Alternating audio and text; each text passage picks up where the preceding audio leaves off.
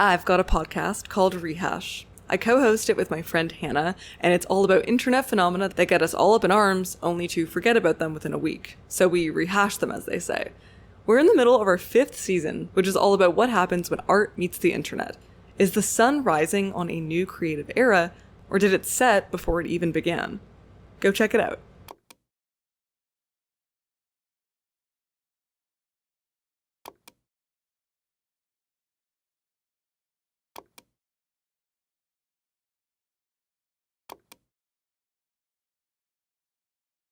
If there was anyone who epitomized the idea of bad taste in the 90s and 2000s, it was a Celine Dion fan. For all the mega-stardom Celine had achieved after My Heart Will Go On, for all the album sales and long-standing Vegas residencies and accolades, she received equal, if not double, amounts of hate, as did anyone who liked her. Rob Sheffield wrote in Rolling Stone that her voice was just furniture polish. Robert Christgau of The Village Voice gave her 1992 self-titled album a D+, calling it the worst album of the year, and said her popularity was a trial to be endured. Maxim ranked My Heart Will Go On the 3rd most annoying song ever. She was widely lampooned. I am Celine Dion, and I am the best singer in the world!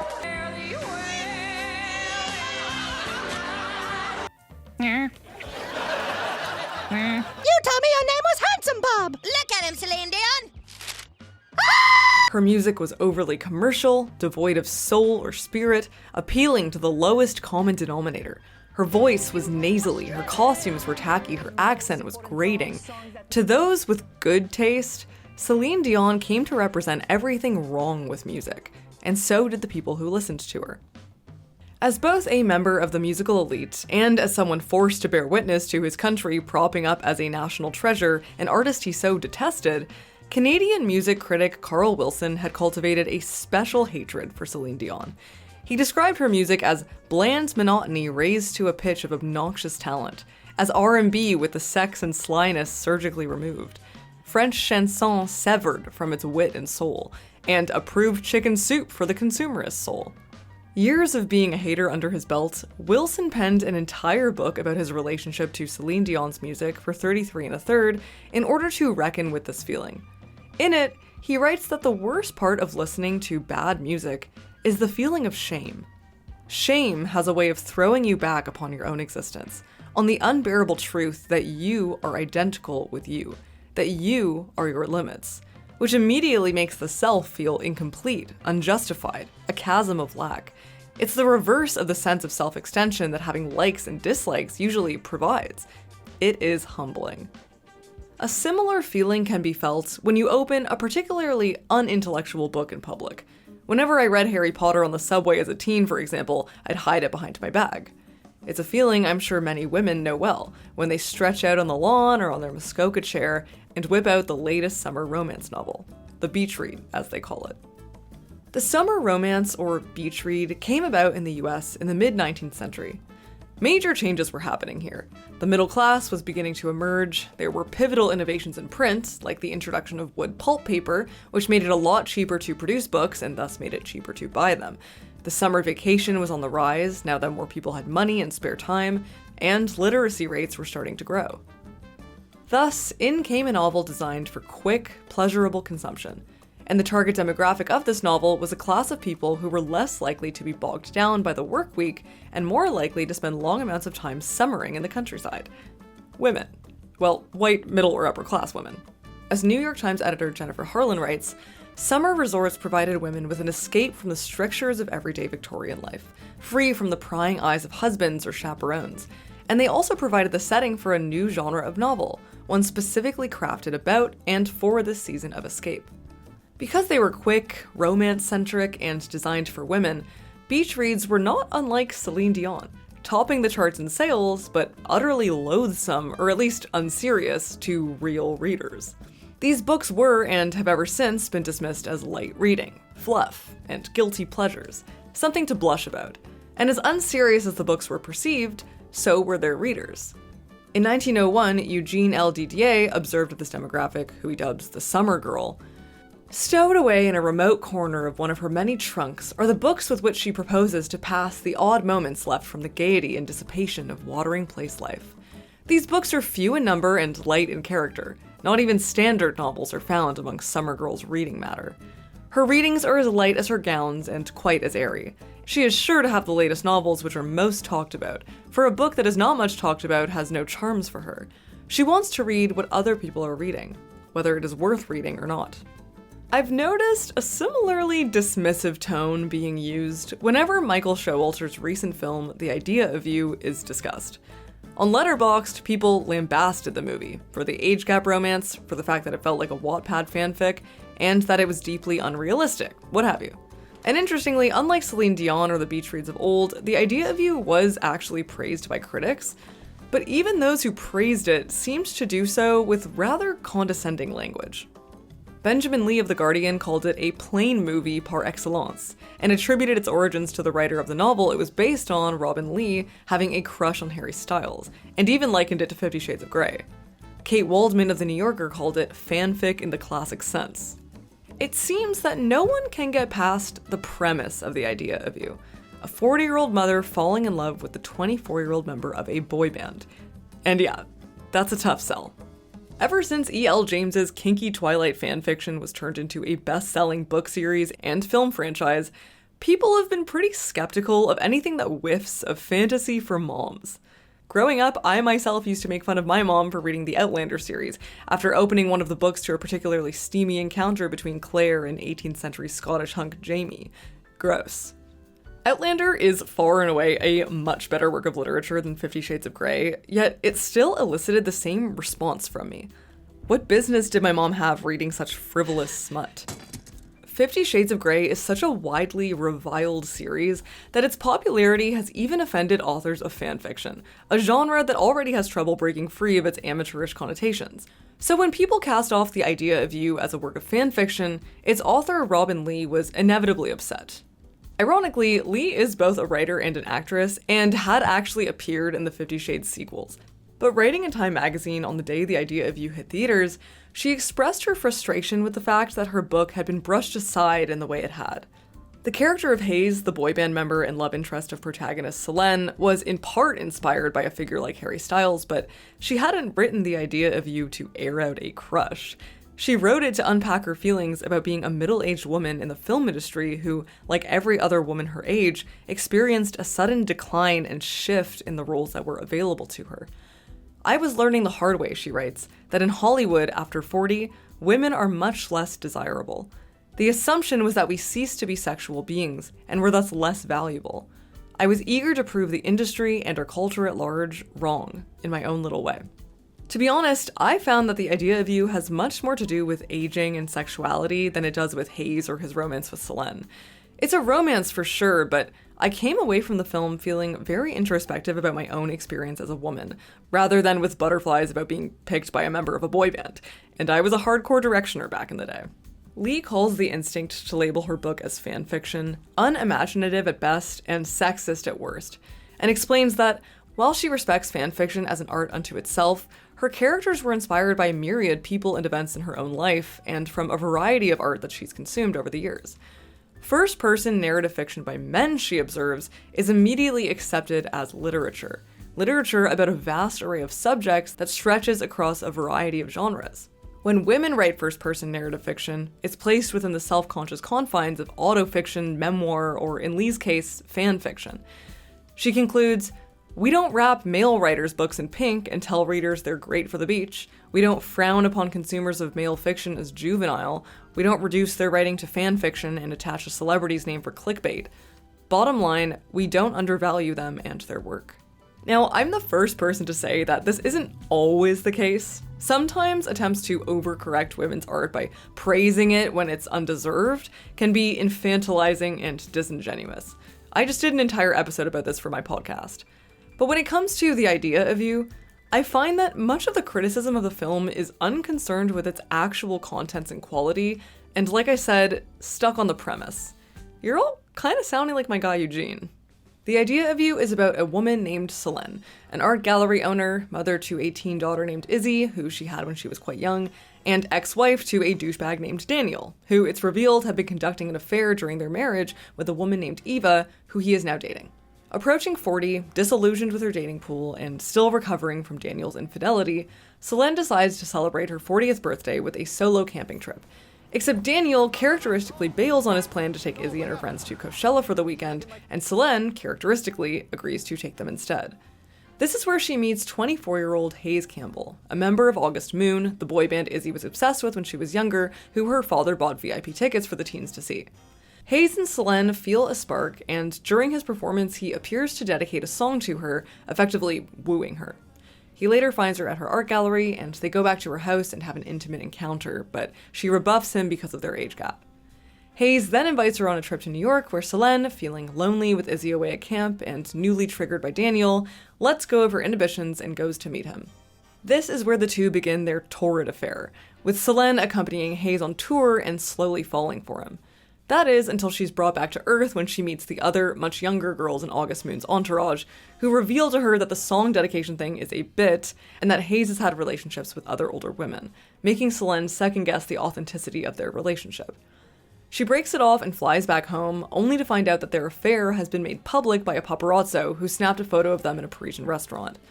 Celine becomes the victim of bloodthirsty tabloids and Hayes' rabid fanbase, who characterize her as a gold-digging cougar. Stop. What? Come on, what am I... Can we just trade places? Izzy and everyone else in her life find out about the affair, and once Izzy accepts that her mother is happy, Celine and Hayes briefly rekindle, but ultimately call it off once they realize the strain that Hayes' fame and the infamy of their relationship is putting on Celine's family.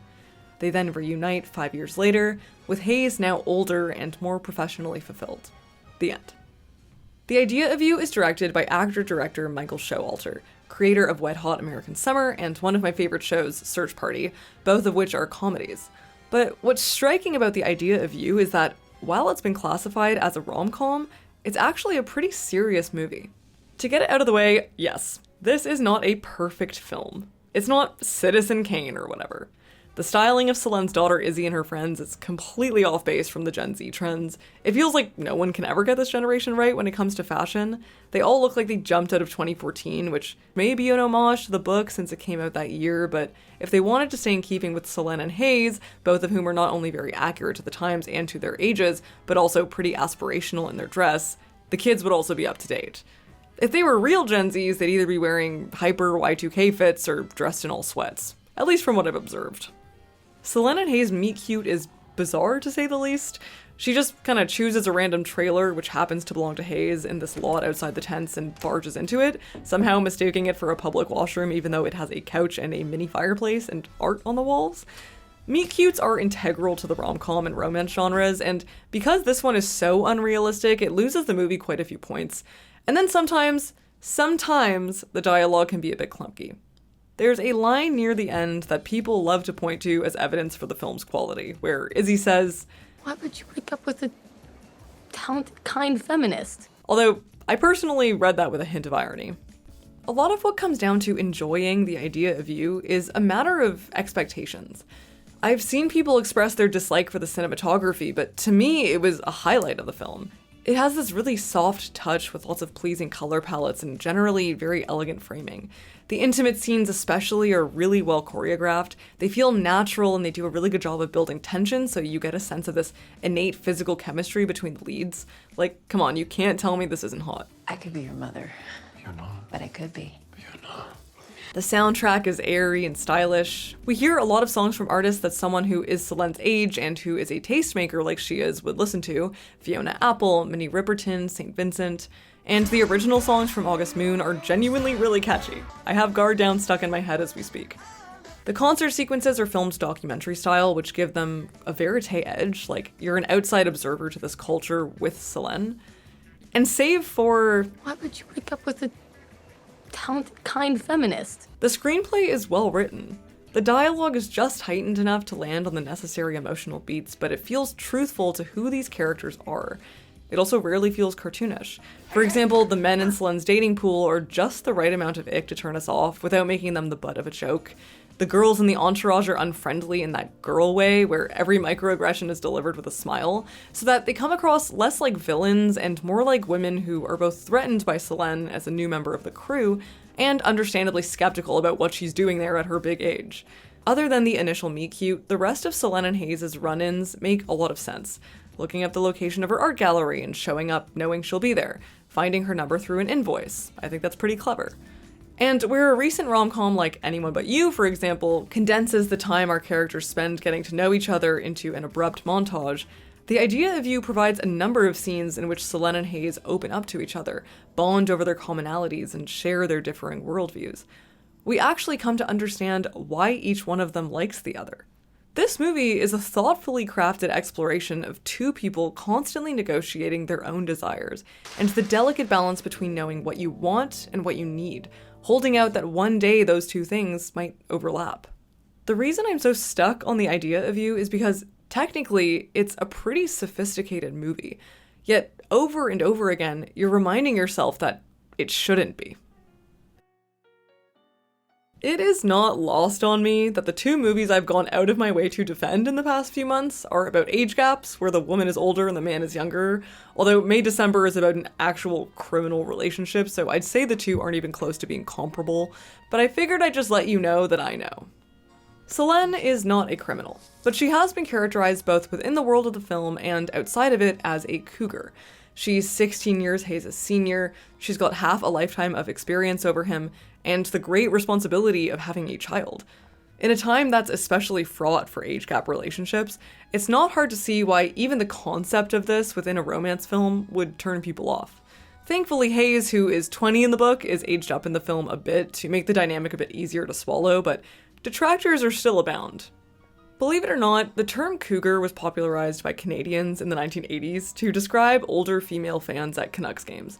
But honestly, ever since Mrs. Robinson prowled about the screen in 1967, cougars have not exactly been a beloved character. Where, until very recently, the pairing of an older man with a much younger woman was endemic to Hollywood, older women who date younger people were played either as a joke or as duplicitous, power-hungry monsters, like Mrs. Robinson.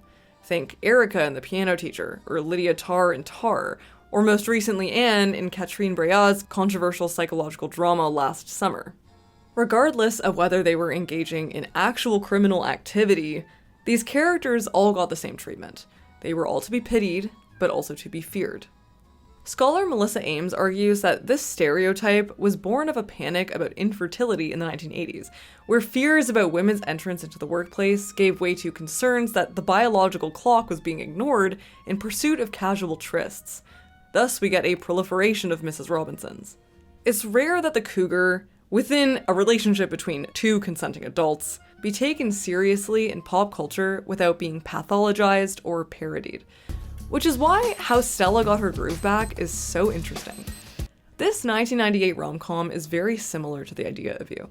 It stars Angela Bassett as a 40-year-old woman and mother named Stella, who falls in love with a 20-year-old man named Winston, played by Taye Diggs, while on vacation in Jamaica.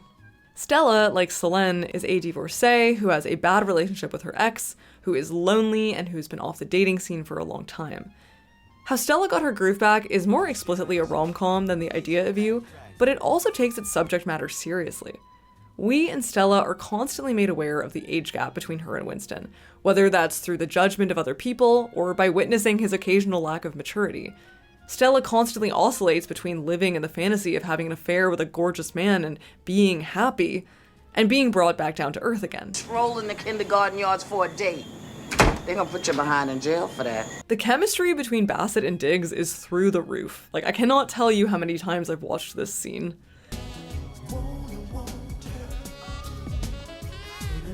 And the intimate scenes zero in on Stella's pleasure rather than Winston's. Again, we see a tension between wants and needs. Stella probably needs a man more mature than Winston, who's in a more secure era of his life, but she wants happiness, and she's found that happiness through Winston. We spend a lot of time with Stella in her alone moments, developing a sense of her humanity, and we realize that she isn't malicious or duplicitous or monstrous. She's a woman breaking her routine and doing something out of her comfort zone by, for the first time in a long time, prioritizing herself. But despite the odd, empathetic depiction, we can see how much the cougar trope has permeated the zeitgeist in the way the public has treated Celine, an equally empathetic character. When it comes down to it, characters like Stella and Celine pose a very unfair societal threat, one that we still have yet to challenge. In 1984, cultural critic and scholar Janice Radway wrote a book called Reading the Romance, in which she conducts an ethnographic study on a group of women to explore why women readers are drawn to the romance genre, and why that genre is so reviled in popular culture. The context of the women's lives as married, middle-class mothers very much informed their interest in the genre. Many said that reading romance was escapist in the most literal sense, that the act of reading was a declaration of independence, a time of day carved out just for them, where the rest of the family knew to leave them alone.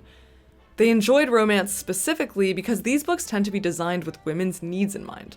Similar to what I outlined in my rom-com video, our heroine is often defined by her intelligence, defiance, and independence, kind of like a Jane Austen character. She's also quirky.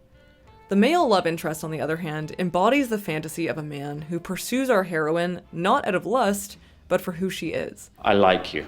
And the verbal No, diarrhea. I like you very much. Just as you are. Whatever classically masculine traits he may have, strength, bravado, stoicism, are matched by his emotional intelligence and sensitivity. Most importantly, Radway finds the romance vicariously supplies the very attention, nurturance, and care that its female readers may not get enough of in daily life, because the culture expects them to dispense such care to others, born without interruption and without significant reciprocal replenishment. What I think is so special about movies like How Stella Got Her Groove Back and The Idea of You is that not only is our heroine someone who is complicated and the subject of deep intrigue to her love interest, she's also literally a mom. We see with our very eyes an actual mother being neglected by the man she decided to spend her life with, giving all of herself to raising her child alone, and then finally receiving that nurturance from someone who is singularly focused on her. This is elevated even further in The Idea of You because Hayes isn't a random 24-year-old. He also happens to be a very wealthy, very famous person. Of course, it isn't the only reason Celine falls for him, but as someone who spends half her life being a caregiver, Hayes can whisk her away at a given moment and pamper her, literally allowing her to escape daily life and embrace the carefree side of herself. Katie Waldman has a really great review of The Idea of You in The New Yorker, where she brings in shame as a major theme in the film. She says that the rom-com converts shame into self-affirmation. This is similar to what Radway observes about romance novels, but the shame in The Idea of You is explicit. I am ashamed. It's the shame of being a mother who has the audacity to forgo her maternal role, even for a moment. We spend a great deal of downtime with Celine in the film, whether that's watching her sing to herself in the car or lounge on the couch, scrolling on her phone, and it feels so bizarre because we're watching a mother off-duty, a human being with needs and desires and flaws. How often do we get to see that on screen? And Celine pays the price for it by being literally shamed on a public scale, which is enough to put her back in her box. Except not even Waldman is immune to the impulse of shaming. Her biggest problem with The Idea of You is that Celine is an insanely aspirational middle-aged mother for viewers to glom onto. She writes, essentially, Celine is a lightly mommified rom-com protagonist, someone who can be counted on to worry adorably about whether her daughter has enough sweaters, but who also spends a weirdly large amount of the movie primping in front of the mirror. This is an interesting takeaway. Anne Hathaway, with her glamour and her beauty, is aspirational, sure, but no one said that the movie was trying to mimic real life. And when you think about it, Izzy is a generally self-sufficient teenager. She's not a baby. So the suggestion that in order for Celine to be a believable mother, she has to have let herself go and be thinking about her child at all times of day kind of reinforces the notion that once a woman has a child, she should just shrivel up and commit herself to a life of servitude. That Celine does neither of those things is the societal threat guiding much of our negative reactions to this movie. Radway says that romance novels are a love story to women, and concludes, for these women, it seems, romance reading and writing function to humanize their daily routines by overcoming their isolation, by addressing their sense of marginality, and by giving them the opportunity to experience themselves differently. That is, as subjects who know how to ensure the satisfaction of their own needs. No, The Idea of You is not realistic.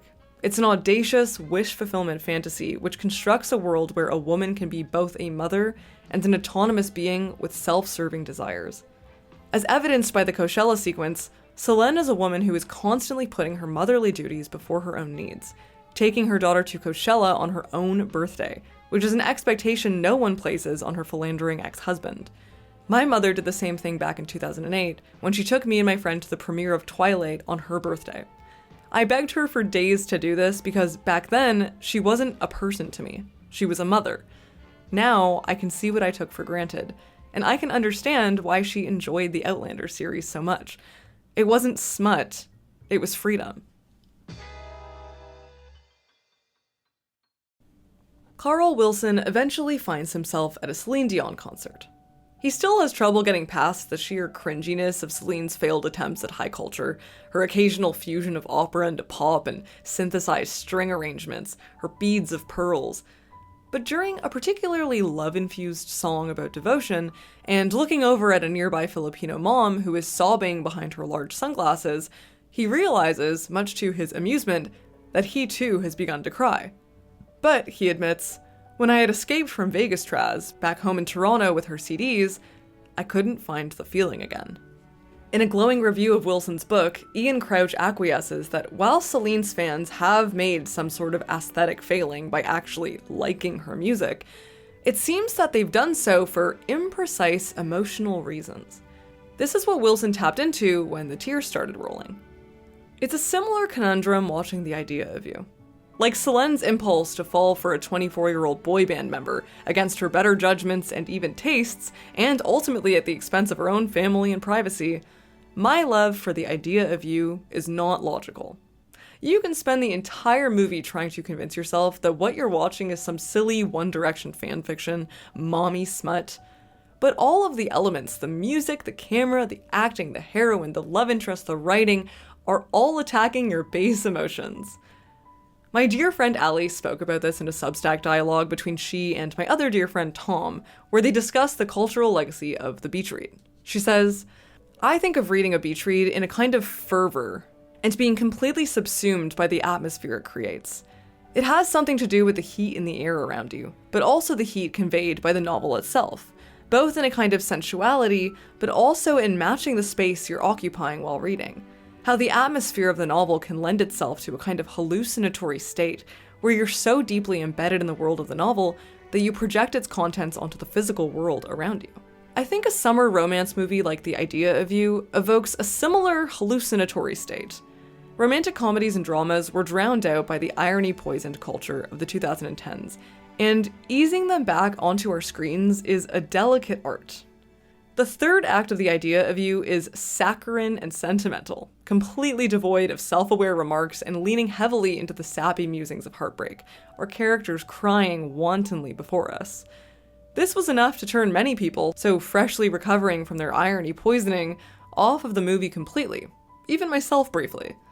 But the sentimental third act is something I came to appreciate about The Idea of You. It refuses, even for a moment, to not take this couple seriously.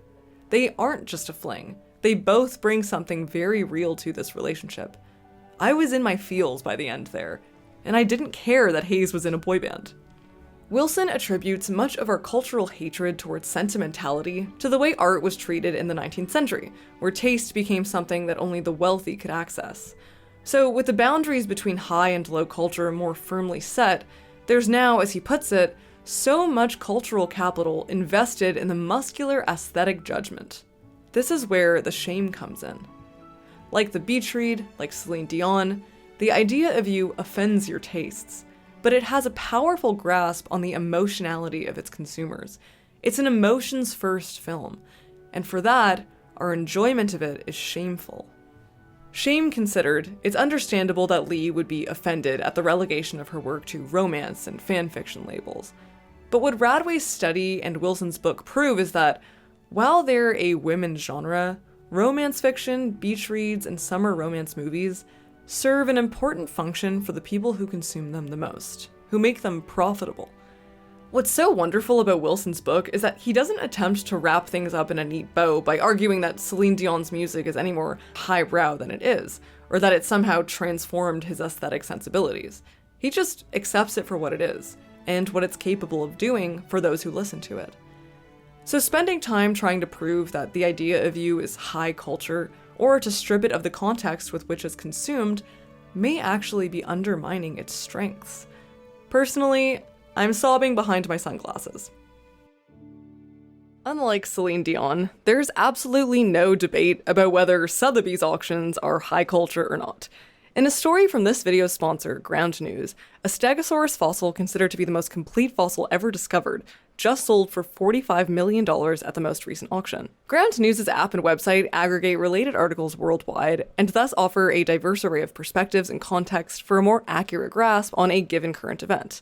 Every story comes with a visual breakdown of the political bias, factuality, and ownership of the reporting outlets. So from 96 sources regarding the Stegosaurus, we can see that 40% of the reporting outlets lean left, while only 16% lean right. Ground News also provides a comprehensive breakdown of the outlet's reliability and ownership. So here, 79% of sources were found to be highly factual, coming from outlets like BBC, CNN, and the Associated Press, while 42% are owned by media conglomerates. Ground News also makes it easy to compare headlines to see how these biases might affect framing. For this story, most of the headlines are pretty similar, but if we check out their bias comparison feature, we can see specific differences in reporting. For example, the left emphasized the historical significance of the sale, whereas interestingly, the right used more casual and humorous language to discuss the commercial influence of such high-value fossil sales. Like this one from the Toronto Sun, which talks about frustration among paleontologists about the inaccessibility of auction prices. In this information age, it's more important than ever to understand where your news is coming from, even if it's as seemingly innocuous as the sale of a Stegosaurus fossil. See how many layers there are to this story alone? Ground News makes knowing all the facts from every perspective really easy. Best of all, they're currently offering 40% of their unlimited access Vantage plan, the same one I personally use to understand how pop culture and politics influence my life. So go to ground.news/broey or click the link in the video description and get started for only $5 a month. Special thank you to Syed Hassan, Malpertui, Morgan, Cooper Stimson, Nadia C., Nick, Jenny Eller, J. Frost McFinnigan, Gabriel M., The Wiz Daniel, Edward U., Andrew Nguyen, Connor O'Keefe, Sharma, Daniel Sardunas, Jenya, Ryan Blythe, Maya Kamaeva, Naomi Nakagawa, Scott Barnett, Julia Campana, Alexis, Navis Bullock, Carrie Gavin, RSS, Fridtjof Holstrom, Alex Short, and Kelly Wolf for supporting this channel.